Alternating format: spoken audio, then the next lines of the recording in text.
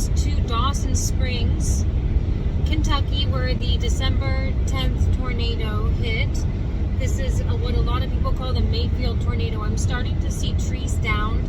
I'll be doing an interview and want to show you what goes on months after these sorts of events happen. So, and Red Cross was real good. I can't. Yeah, Red Cross. Red Cross came in there for us. I mean, they really did. They were. Yeah, Red Cross did. But FEMA's a joke. So are you planning to put an underground shelter here? Well, we want so to. if we have enough money We're left, gonna do our best, you know. We're going to. Try to do our best, you know. We want to. We've seen some fiberglass ones that a man put in here in Madisonville. Yeah. Online, he said he paid $5,000 for it.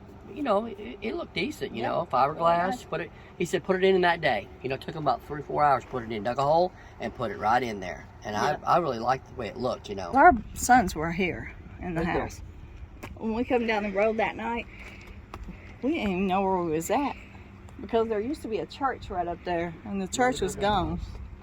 And the train was on the, road. But the neighbor boy, Caden Martin, lived right here, and he seen me, and they call me Skillet. I got a nickname. And he said, Skillet, he said, we got to go this way. He said, you can't get that way. Follow me. He said, I'll take you to the house.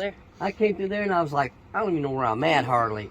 So what did you guys do when you heard there was a warning? I mean, do you have regular tornado precautions? You had warnings on your phone? Yeah, well, actually, we did. But we were in Clarksville Christmas shopping, you know. And our youngest, which he's 25. He just turned 25 the other day, but he was home. He was in bed because it happened at night. Yeah. But he was in bed for school the next for work the next morning. And our other son was in Nortonville, little town down the road. We called him. We said, you got to get to Bradley. Get your brother. He's, you got to go get to him. I said, you get to your brother. He said, I'm on my way, Dad. So he pulled up in this driveway, and when he pulled up in the driveway, the lightning struck, and when it did, he saw it. That way, and Brad was sitting on the porch and said, Bub, what do we do? He said, Bub, what do we do? He said, we get in your closet now. It's here. He said, it's his closet was like the lowest, most interior. Yes. No windows. They got in there and pulled the mattress up, and they just prayed. Good, the mattress, yes. That's what they did. And when it was done, that was the only part of the house that was not damaged. Well, we was on the phone with them, see? We lost contact. Together.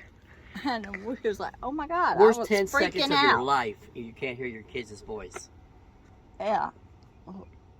Oh my God. Well, finally he called back. He said, Dad, we're okay. I got a few scratches, but we're okay. He said, but your house is the house is gone. We hit on people that were willing to, give a hand and help, and not as far as just buying sheetrock and stuff like that. Just helping, like with an electrician, or helping someone that puts the sheetrock up. Labor. Labor, not having to pay out on the labor part. Or materials donated. I was going to try to see what I could do with that. Get sponsorships from different local companies here. You look across there, right? It took all that path right through there. And then like my son's friend owns that double wide that's right over here. Never touched it. Never touched that part. Just right there, And then you got my little sturdy building here, and he never touched it. Wow, yeah, this building was here, huh? I didn't really think about that. Beside our house. Totally that house that you fine. see over here, there was not a house there. The Amish put him back up. The Amish put that back. There was a house there. It's like it hopped. Tornado. It didn't stay on it hit the ground, but it hopped. It's like it hopped. Yeah, and they do, especially with these hills. It did. You're right. Yep, that's what it did.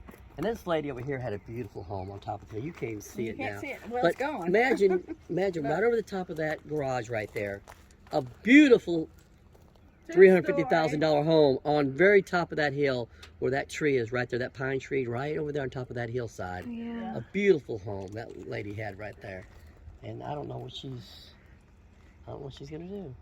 You could probably see the camper. The camper's upside down. The camper's upside down, right on very top of that hillside. There's a camper that's turned over. That's her camper. Her house was right up from that. So. There's a real nice house where that tree was right there. Pretty nice home. The only house that was left on this street is right there. Right there. Right there. That's it. Tommy Littlepage. Yes. His house is the only house standing. Only house. We'll get here. It'll happen. It will, yeah. Yeah.